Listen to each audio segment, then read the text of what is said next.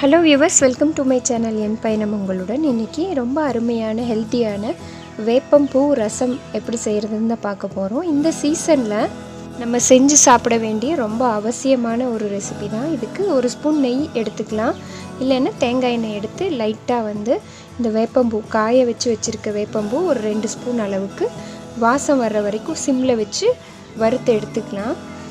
So இந்த எண்ணெயிலேயே நம்ம அடுத்ததாக ரசத்துக்கு என்னெல்லாம் சேர்ந்து தாளிப்போமோ அதை ஆட் பண்ணிக்கலாம். கடுகு, கொஞ்சமாக சீரகம், கொஞ்சமாக வெந்தயம், பெருங்காயம் எல்லாமே இதோட சேர்த்திக்கலாம். வரமிளகா 2 வரமிளகா சேர்த்தி கருவேப்பிலை சேர்த்திட்டேன். கொஞ்சமாக வெந்தயமும் போட்டாச்சு. அடுத்து பருப்பு வேக வச்சு வடித்து எடுத்து வச்சுருக்க தண்ணியும் ஆட் பண்ணியாச்சு இது கூட.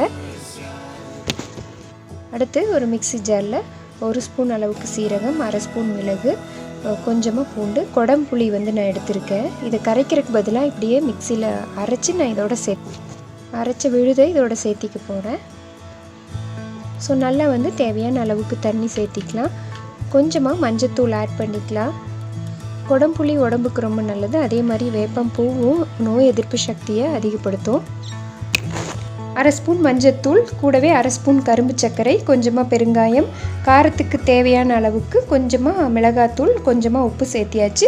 இது நல்லா நுரைச்சி வரட்டும். நுரைச்சி வரும்போது ஆஃப் பண்ணிடணும்.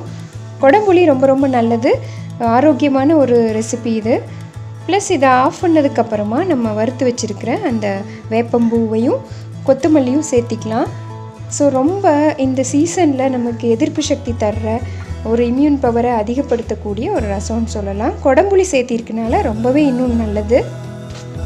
ரொம்ப டேஸ்டியாக ஹெல்த்தியாக ஒரு வேப்பம்பூ ரசம் ரெடி ஆயிடுச்சு. இது வயிற்று பூச்சி மட்டும் குறைக்கிறது இல்லாமல் எதிர்ப்பு சக்தியையும் தூண்டுறதுனால நிச்சயமாக ட்ரை பண்ணுங்கள். உங்கள் கமெண்ட்ஸையும் ஷேர் பண்ணுங்கள். தேங்க்யூ.